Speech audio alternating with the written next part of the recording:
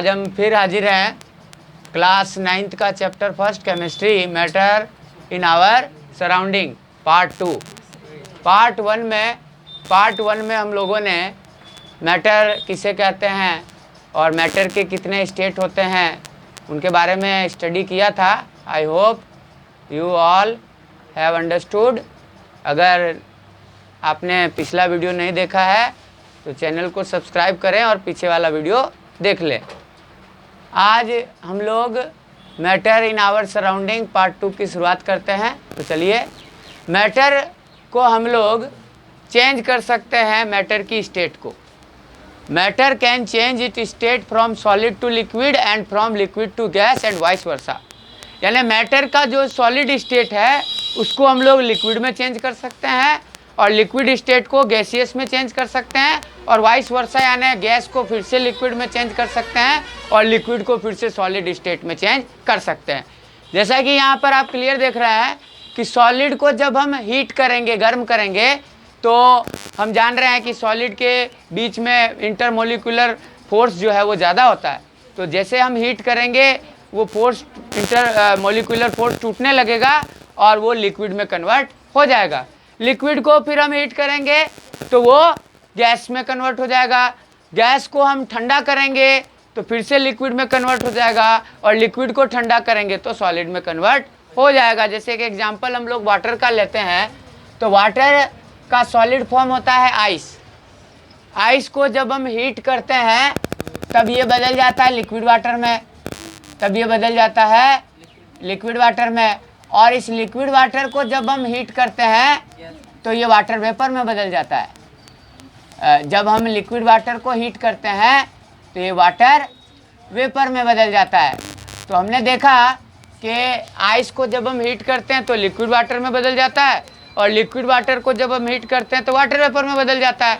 तो उसी तरीके से अगर वाटर वेपर को कूल कर दिया जाए तो फिर से लिक्विड वाटर में बदल जाएगा और लिक्विड वाटर को फिर से अगर हम कूल कर दें, ठंडा कर दें, फ्रीज कर दें, फ्रीज में डाल दें तो टेम्परेचर कम होने की वजह से वो फिर से किस में बदल जाएगा, आइस में बदल जाएगा। यानी मैटर की तीनों स्टेट जो होती है वो इंटरचेंजेबल होती है, इंटरचेंजेबल होती है तीनों स्टेट। एक स्टेट से दूसरा स्टेट हम लोग आसानी से गेट कर सकते हैं। अब टेम्परेचर का क्या इफेक्ट होता है मैटर के स्टेट पर? तो अभी हमने देखा कि सॉलिड को जब हमने हीट किया तो लिक्विड में बदला और लिक्विड को हीट किया तो गैस में बदला। तो ये बात हम भली बात ही जान गए कि सॉलिड के इंट्रामोलिकुलर फोर्स जो होता है वो ज़्यादा होता है और इंट्रामोलिकुलर स्पेस जो होता है वो कम होता है। तो जब हम टेम्परेचर बढ़ाते हैं तो किसी भी स्टेट में अगर कोई मैटर है, मैटर किसी भी स्टेट में हो, अगर हम लोग टेम्परेचर बढ़ाएंगे तो उस मैटर के पार्टिकल की काइनेटिक एनर्जी बढ़ेगी और काइनेटिक एनर्जी बढ़ेगी और वो उनके बीच में जो इंट्रामोलिकुलर फोर्स जो वर्क करता है वो टूट जाएगा और वो मैटर जो है वो दूसरे स्टेट में कन्वर्ट हो जाएगा। यानी ऑन इंक्रीजिंग हीट, हीट को बढ़ाते ही the particle gain energy, matter के पार्टिकल को एनर्जी गेन कर लेते हैं और स्टार्ट वाइब्रेटिंग, और वो वाइब्रेट करना स्टार्ट कर देते हैं, कंपन करना स्टार्ट कर देते हैं, चलना स्टार्ट कर देते हैं क्योंकि उनकी काइनेटिक एनर्जी बढ़ जाती है। विथ ग्रेटर काइनेटिक एनर्जी वो वाइब्रेट करने लग जाते हैं ज़्यादा काइनेटिक एनर्जी से और ड्यू टू दिस, इस वजह से particle overcome the force of attraction, इस वजह से जो पार्टिकल के बीच का फोर्स ऑफ अट्रैक्शन होता है वो टूट जाता है और नया स्टेट जो है वो हमें मिल जाता है। जैसे हमने देखा कि सॉलिड को जब हम टेम्परेचर बढ़ा के गर्म करना स्टार्ट करते हैं तो सॉलिड के बीच का जो इंट्रामोलिकुलर फोर्स होता है वो टूट जाता है और इंट्रामोलिकुलर फोर्स टूट जाता है तो मॉलिक्यूल की काइनेटिक एनर्जी बढ़ जाती है। ज़्यादा काइनेटिक एनर्जी की वजह से वो सॉलिड स्टेट किस में चेंज हो जाती है, लिक्विड स्टेट में चेंज हो जाती है। और इसका दूसरी तरफ जब हम देखते हैं कि लिक्विड को जब हम गर्म करते हैं तो लिक्विड का जो बीच का मॉलिक्यूल्स के बीच का इंट्रामोलिकुलर फोर्स जो है वो भी टूट जाता है और जिस वजह से लिक्विड के पार्टिकल भी ज़्यादा काइनेटिक एनर्जी से क्या करते हैं, मूव करते हैं और ज़्यादा काइनेटिक एनर्जी से मूव करने की वजह से उनका फिर से स्टेट जो है वो चेंज होकर लिक्विड किस में कन्वर्ट हो जाता है, गैसियस स्टेट में कन्वर्ट हो जाता है। तो हम इस निष्कर्ष पर पहुँचे कि टेम्परेचर बढ़ाने से किसी भी स्टेट का मैटर जो है वो अपने अट्रैक्टिंग फोर्स से ओवरकम हो जाता है, ऊपर आ जाता है, अट्रैक्टिंग फोर्स टूट जाता है, मॉलिक्यूल के बीच का अट्रैक्टिंग फोर्स जो है वो कम हो जाता है, जिस वजह से काइनेटिक एनर्जी मॉलिक्यूल की बढ़ जाती है। और काइनेटिक एनर्जी जब बढ़ जाती है तो नया स्टेट जो है वो कन्वर्ट हो जाता है, मैटर का नया स्टेट हमें मिल जाता है। अब हम बात करते हैं मेल्टिंग पॉइंट किसे कहते हैं। तो ऐसा temperature at which a solid melt to become a liquid at the atmospheric pressure is called its melting point। किसी एटमॉस्फेरिक प्रेशर पर सॉलिड जब पिघलकर लिक्विड में बदलने लग जाता है, जिस टेम्परेचर पर सॉलिड कन्वर्ट होकर लिक्विड में बदल जाता है दिए हुए एटमॉस्फेरिक प्रेशर पर, उस टेम्परेचर को हम लोग क्या कहते हैं, मेल्टिंग पॉइंट कहते हैं। तो मेल्टिंग पॉइंट एक ऐसा टेम्परेचर हुआ जिस टेम्परेचर के बाद या जिस टेम्परेचर को गेट करने पर मैटर का स्टेट जो है वो अपना स्टेट चेंज करने लग जाता है। जैसे एग्जांपल हम ले लें वाटर का, तो वाटर हम देखते हैं कि जब वाटर को 4 डिग्री सेंटीग्रेड मिलने लग जाता है, 4 डिग्री सेंटीग्रेड जब वाटर को टेम्परेचर आइस को मिलने लग जाता है, आइस सॉलिड फॉर्म को, जब वाटर के सॉलिड फॉर्म आइस को 4 डिग्री सेंटीग्रेड मिल जाता है तो वो सॉलिड फॉर्म किस में कन्वर्ट होने लग जाता है, लिक्विड में कन्वर्ट होने लग जाता है। तो हम कह सकते हैं कि वाटर का मेल्टिंग पॉइंट कितना है, 4 डिग्री सेंटीग्रेड है। यानी मेल्टिंग पॉइंट वह टेम्परेचर हो गया जिस टेम्परेचर पर स्टेट जो है मैटर का वो चेंज होना स्टार्ट हो जाता है दिए हुए एटमॉस्फेरिक प्रेशर पर। बॉइलिंग पॉइंट क्या होता है, ऐसा टेम्परेचर जिस पे कोई लिक्विड जो है वो उबलना चालू हो जाए और उबल के वो गैसियस स्टेट में कन्वर्ट होना चालू हो जाए दिए हुए एटमॉस्फेरिक प्रेशर पर। तो the temperature at which a liquid start boiling, ऐसा टेम्परेचर जिस पे कोई लिक्विड बॉइलिंग होना स्टार्ट हो जाता है एट द एटमॉस्फेरिक प्रेशर, दिए हुए एटमॉस्फेरिक प्रेशर पर, तो उसे हम लोग क्या कहेंगे, बॉइलिंग पॉइंट कहेंगे। और बॉइलिंग क्या है, एक बल्क फिनोमिनन है, पूरे सॉल्यूशन में पूरे मतलब स्टेट में होता है बॉइलिंग। जैसे एग्जांपल हम ले लें वाटर का, तो जब लिक्विड वाटर को 100 डिग्री सेंटीग्रेड टेम्परेचर मिलता है तो वो उबलने लग जाता है, बॉयल होने लग जाता है। और 100 डिग्री सेंटीग्रेड के बाद लिक्विड वाटर का मॉलिक्यूल के बीच का अट्रैक्टिंग फोर्स जो है वो टूटने लग जाता है, जिस वजह से लिक्विड पार्टिकल के मॉलिक्यूल्स की काइनेटिक एनर्जी बढ़ने लग जाती है। और काइनेटिक एनर्जी बढ़ने से उनका जो है वो स्टेट जो है वो लिक्विड वाटर का वाटर वेपर में चेंज होने लग जाता है, यानी लिक्विड स्टेट जो है वो गैसियस स्टेट में चेंज होने लग जाता है। तो बॉइलिंग पॉइंट ऐसा टेम्परेचर हो गया जिस टेम्परेचर पर लिक्विड जो है वो गैसियस स्टेट में कन्वर्ट होना स्टार्ट हो जाए दिए हुए एटमॉस्फेरिक प्रेशर पर, तो उसे हम बॉइलिंग पॉइंट कहेंगे। जैसे वाटर का बॉइलिंग पॉइंट है 100 डिग्री सेंटीग्रेड। तो आप समझ गए होंगे मेल्टिंग पॉइंट उस टेम्परेचर को कहेंगे जिस टेम्परेचर पर कोई भी सॉलिड लिक्विड में कन्वर्ट होना स्टार्ट हो जाए दिए हुए एटमॉस्फेरिक प्रेशर पर।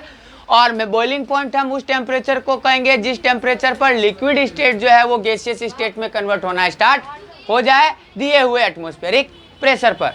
अब लेटेंट हीट ऑफ फ्यूजन क्या होता है, तो the amount of heat energy required to change 1 kg of a solid into liquid of its melting point is called the latent heat of fusion। यानी heat energy की वह मात्रा, heat energy का वह अमाउंट जिस अमाउंट पर 1 kg solid जो है वो लिक्विड में बदलना स्टार्ट हो जाए इसके मेल्टिंग पॉइंट पर। इसके मेल्टिंग पॉइंट पर कोई भी जब लिक्विड 1 किलो सॉलिड जो है वो लिक्विड में चेंज होने लग जाए मेल्टिंग पॉइंट पर, तब हम उसे क्या कहेंगे, लेटेंट हीट ऑफ फ्यूजन कहेंगे। तो the amount of heat energy required to change 1 kg of solid into liquid of its melting point is called the latent heat of fusion। यानी एनर्जी की वह मात्रा जो 1 kg सॉलिड को liquid में convert कर दे उसके मेल्टिंग पॉइंट पर, तब हम उसे क्या कहेंगे, लेटेंट हीट ऑफ फ्यूजन कहेंगे। अब लेटेंट हीट ऑफ वेपोराइजेशन क्या होता है, तो हमने देखा कि फ्यूजन में क्या होता है कि सॉलिड लिक्विड में चेंज हो जाता है, तो वेपोराइजेशन में क्या होगा, लिक्विड स्टेट जो है वो गैसियस स्टेट में चेंज होने लगेगा। तो the amount of heat energy required to change 1 kg liquid to vapor at atmospheric pressure at its boiling point is called the latent heat of vaporization।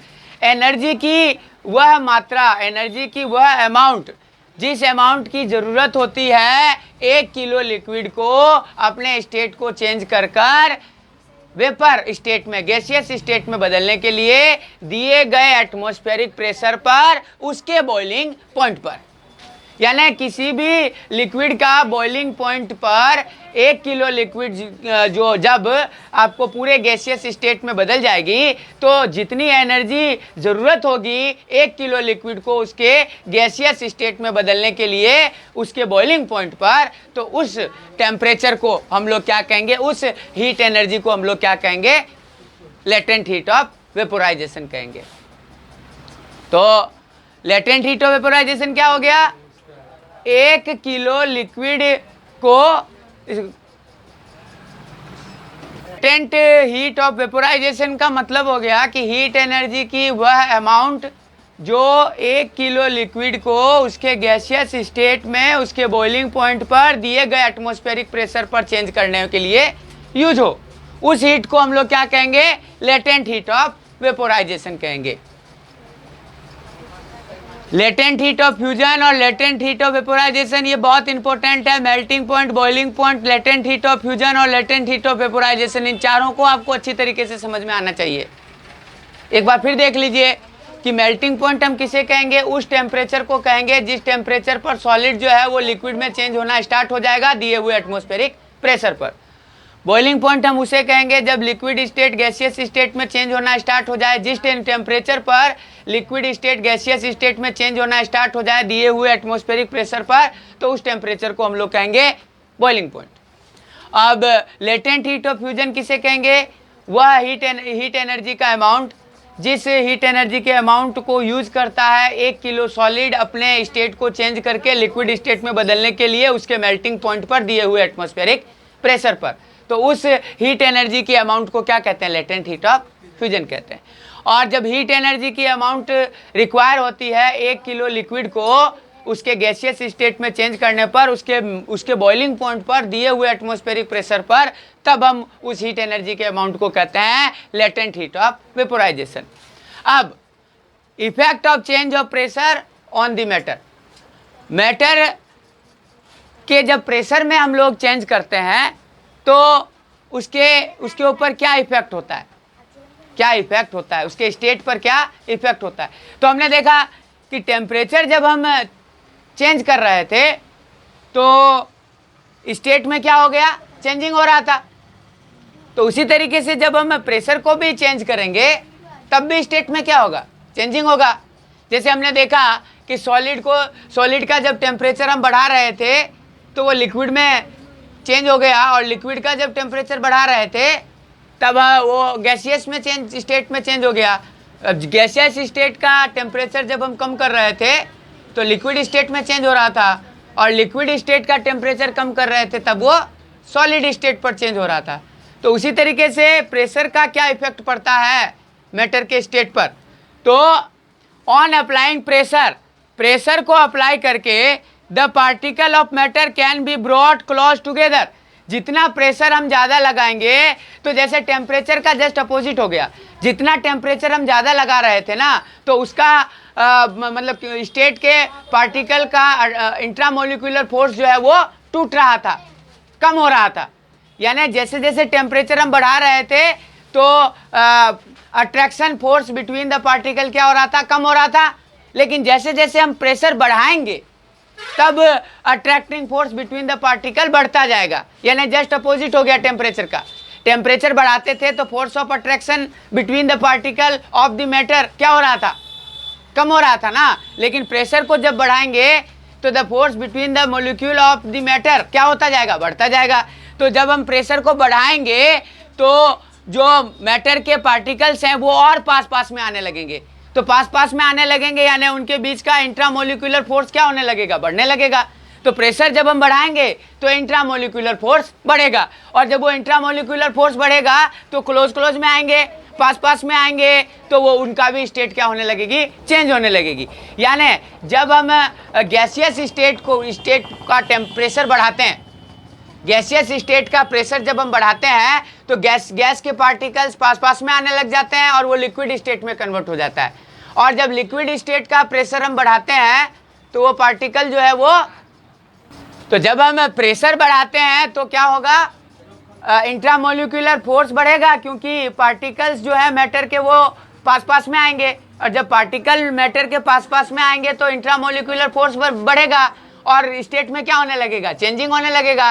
तो gaseous state का जब pressure बढ़ाएंगे तो वो लिक्विड स्टेट में change होगा, और liquid state का जब हम प्रेशर बढ़ाएंगे तो वो सॉलिड स्टेट में चेंज होगा। तो टेम्परेचर और प्रेशर दोनों एक दूसरे के अपोजिट वर्क करते हैं द स्टेट ऑफ मैटर पर। टेम्परेचर बढ़ाने पर फोर्स ऑफ अट्रैक्शन जो है वो कम होने लगता है, और प्रेशर बढ़ाने पर फोर्स ऑफ अट्रैक्शन जो है वो ज़्यादा होने लगता है। जैसे कि एग्जाम्पल देखिए कि कार्बन डाइऑक्साइड गैस का, जब कार्बन डाइऑक्साइड गैस को हम लोग सॉलिडिफाइड कर सकते हैं, सॉलिडिफाइड मतलब उसको सॉलिड में कन्वर्ट कर सकते हैं कार्बन डाइऑक्साइड गैस को, कब, जब हम प्रेशर को बढ़ा दें और टेम्परेचर को कम कर दें। तो किसी भी मैटर के स्टेट को हम लोग चेंज कर सकते हैं, है ना, कि गैसियस स्टेट को अगर हमें सॉलिड स्टेट में बदलना है तब हमें क्या करना पड़ेगा, प्रेशर बढ़ाना पड़ेगा, टेम्परेचर कम करना पड़ेगा।